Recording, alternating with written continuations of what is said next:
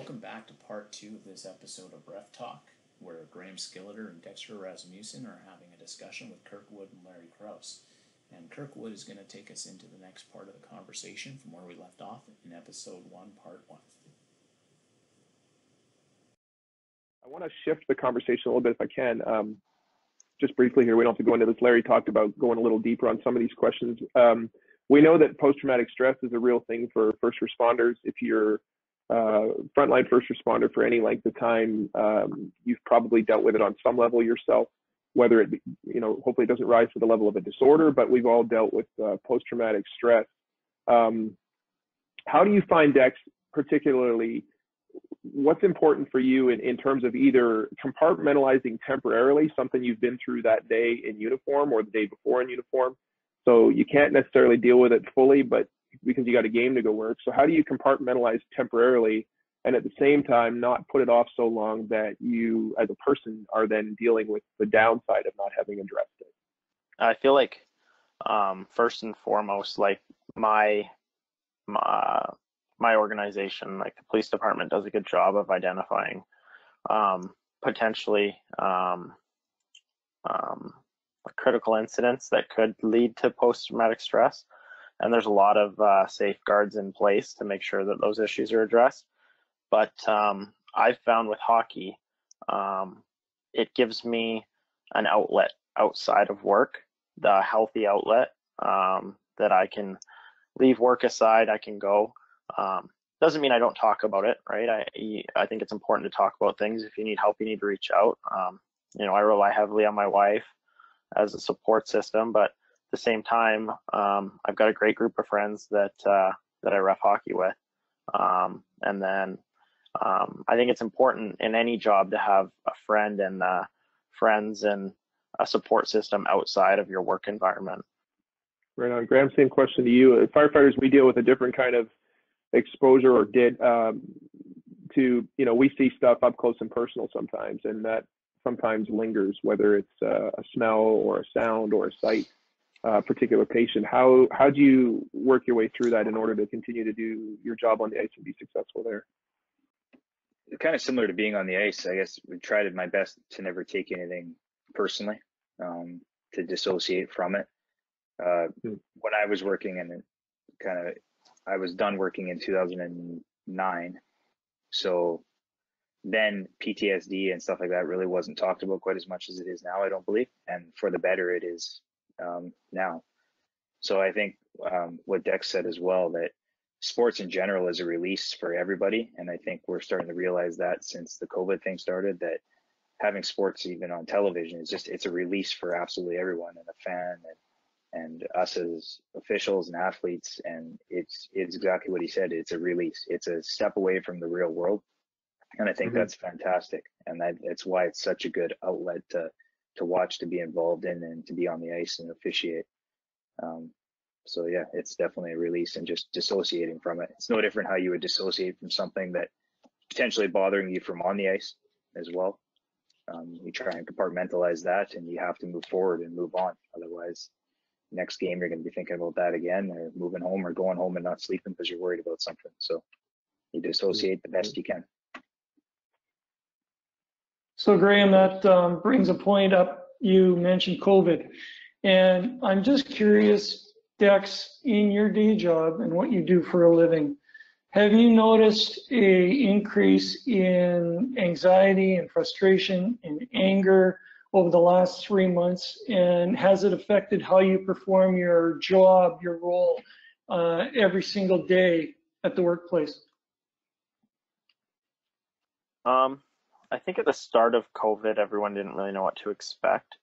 I mean, for us, being a cop, you don't really have the option like other places to shut everything down, right? We kept going to work, kind of business as usual with some safeguards in place. I definitely noticed a heightened level of anxiety and stress in the general public that we were dealing with. It was refreshing though, because people had a positive outlook on, I think, first responders as a whole. Obviously that's changed in the last couple of weeks with the unfortunate incidents that took place in the States. But No, it was you know, it was kind of business as usual, right? I actually I feel fortunate that I had a job where I was still able to go to work and contribute, right? Whereas a lot of people were going stir crazy being at home. Right. Kirk, in an earlier conversation, we talked about 2001 and 9/11, and you know, Dexter was talking a bit about the relationship and the deepened relationship with law enforcement and first responders when in crisis, in times of crisis. And COVID is definitely a crisis, and there's a deepening relationship and partnership with first responders as a result. We're more thankful, we're more appreciative, we understand, we're more empathetic. In 2001, something happened that we've talked about before. First responders are going to be sensitive, and they're going to have to deal with things that most of us never have to deal with in our day jobs. Kirk, can you explain a bit about 2001 and how that changed you? Yeah, I mean, 2001 was a tough year, obviously. If we know history, we know that's when 9/11 happened. It also happens to be the year that I became a firefighter. And for me, I was never really a soft, tender-hearted kid growing up. I was sort of compartmentalized, closed off in that regard. But getting into firefighting, seeing what Graham talked about a few minutes ago about some of those, you know, people's worst days, and then you start to realize that somebody else's worst day can be representative of your worst fear. So I saw some things in 2001 for the first time ever, up close and personal. I'll never forget July 16th, 2001, a double fatality. Two young brothers hit head on a highway, and I was the first one on scene. And just what that moment was like, and to this day, where when I'm traveling that road, it's back in North Carolina, when I pass that place on the highway, that day comes back. The smell comes back, the temperature of the air, everything comes back. The things I saw, and those are tough moments, and you have to find a way to feel those things in the moment and to navigate your way through them, so that you stop feeling them, but in such a way that they don't own you, or they don't make a more lasting imprint on you as a person that becomes damaging. And I remember, you know, probably 4 months later, on the road for an American Hockey League game in Norfolk, driving home and kind of dealing with that on the way home 4 months after that had happened. So, and then, you know, 9/11 happens, and that changes everything for first responders. I wasn't a New York firefighter, so I didn't feel what they did, but empathy for them and what they went through, what that department experienced, what, you know, brother firefighters and sisters are dealing with. So it's kind of multifaceted. I've maintained a heart for first responders. Dad was a cop, mom was a nurse. I got a niece who's a nurse. I was a firefighter. So I still got a heart for those folks that do that. I'm thankful for them, appreciative of them, and I know, you know, been there, kind of felt what they feel and seen what they see. So, Graham, growing up in Saskatchewan, you obviously have a close network of friends. You have individuals who have made an impact in your life. You have a 3-year-old daughter. When you became a father 3 years ago, has that changed you? Has it changed how you function, how you communicate, how you deal with your day-to-day, how you deal with coaches and players on the ice? Has it changed you as a person? Oh yeah, for sure. It's definitely, we talk about perspective in all parts of life, and it just gives you a whole entire new perception on what is truly important in life. And I definitely don't take things as seriously as I once did. My job is important to me, but it's not life or death as much as I once thought it was. I'm able to compartmentalize some things that maybe I don't care for, that don't go quite as well when I come home or FaceTime home, and to see a smile or just to chat and do the things you're forever grateful for. So that's definitely changed me completely. Probably a lot more disciplined than I was too before I had a kid, as far as doing the things I need to do to be successful. Just it's all perspective. So let's talk about that a bit. success, and the definition of success is failure after failure without loss of enthusiasm. That's one man's way to describe it. Dex, if you were to talk about your success in officiating, from Kamloops minor hockey through to above minor in the KI, the BC Hockey League, through to the Western Hockey League today, what would you define a successful officiating career has been for Dex Rasmussen? It's funny. I think it changes as your life goes on, right? I think my success has come. I think you set goals at each level, and every time you reach one of those goals, that's another success, right? I think my most successful accomplishment has been maintaining a level of officiating where I feel like I'm an important part of the Western Hockey League officiating staff, right? Kind of like I would classify myself as like a lunch bucket kind of guy. I'm not working Memorial Cups. I'm not super high end, but at the same time, I feel like the bosses there can put me into pretty much any game, any situation, and know that I can handle it, right? I would say that I'm kind of back 9 in my officiating career. I would love to referee the NHL, but unfortunately, there's only so many people, and there's only so many jobs, and I look at someone like myself as compared to a Skilly or a Brett Iverson or something like that. Those guys are elite. They are professionals, and they are unbelievable at what they do. I would say that I'm a step below that, and I'm 100% fine with that. So yeah, I would say that's how I found success in what I do. Graham, same question. The definition of success for you, and how and why you've had such a successful National Hockey League career. It's kind of two-part. I mean, I think to myself, if I last another 20 years in the National Hockey League and never work a playoff game, will I be disappointed? Yes. Will I consider that a successful career and sleep at night? Yes. That being said, the drive, the passion I have for self-growth, for honestly trying to get better every day, that if it don't start every season wanting to compete for the Stanley Cup Finals, then I don't believe you make our staff, and that to me is success. Number of games, we'll often say number of games don't define you. Stanley Cup Finals don't define you, but to me, that's part of the success, is reaching the pinnacle, reaching the top of the mountain, and to the best of your abilities. Now, if you go out every night and work as hard as you can and let the chips fall where they fall, and you're working to your best, then in my opinion, you're being successful. But in a business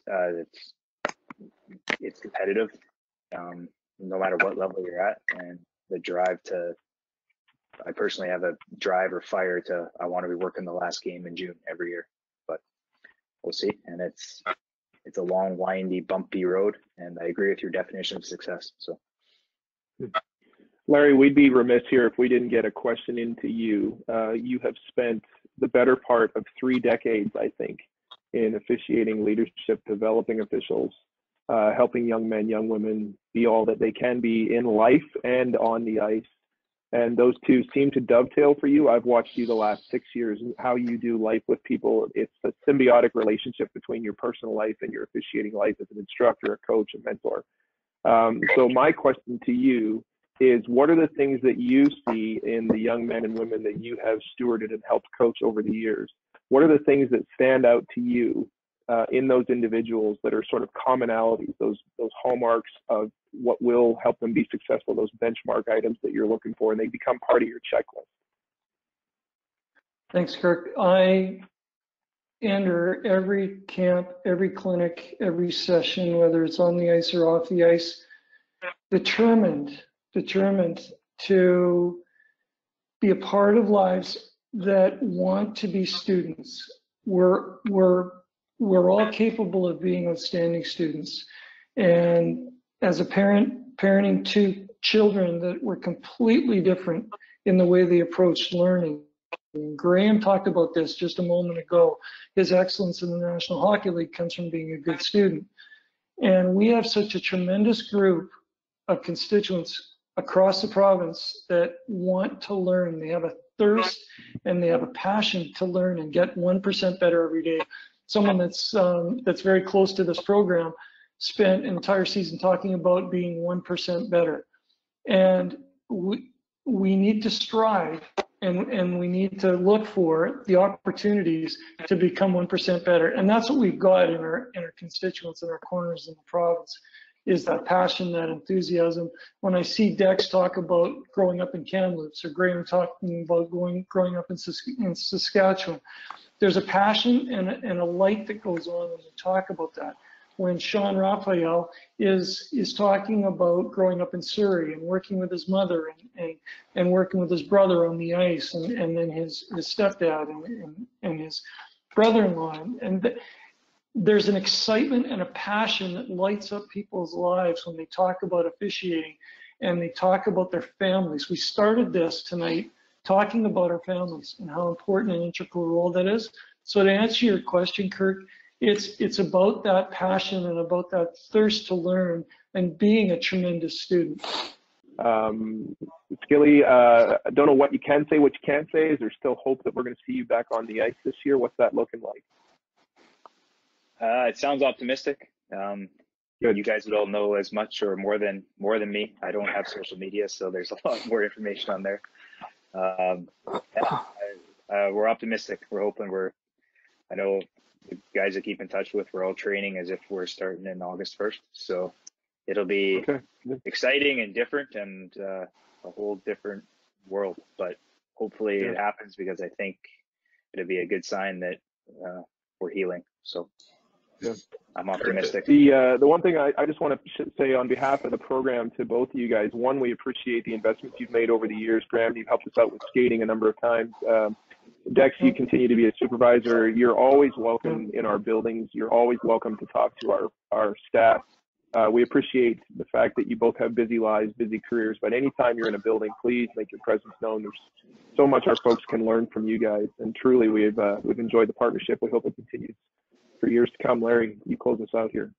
Well, I couldn't agree more. And this is what it's about. It's when you look at the mentorship and the investment that Graham and Dexter and Sean and you, Kirk, have given back to this program, I don't think there's anywhere on the planet that has these kinds of resources and these individuals that are passionately showing up and sharing what they have for our constituents, regardless of the arena, regardless of the caliber, regardless of the night. These individuals tirelessly come back again and again and again to give to our officials and help them be better. And I hope that we don't take that for granted ever. I hope that we understand that that is unique and it's different and it's an integral part of this development program and where we're headed. Sean? Thanks, Larry. Thank you, Dexter, Graham, Kirk. Really appreciate the conversation. There is the point that Graham spoke to, sort of on that impromptu question, where we used the word optimism or optimistic, and that is something that has been hard to find as of late. Preparing for whatever comes next, not knowing when the season is going to come, and that uncertainty is out there, but I wish every official in our program good luck as they also prepare for what's around the corner.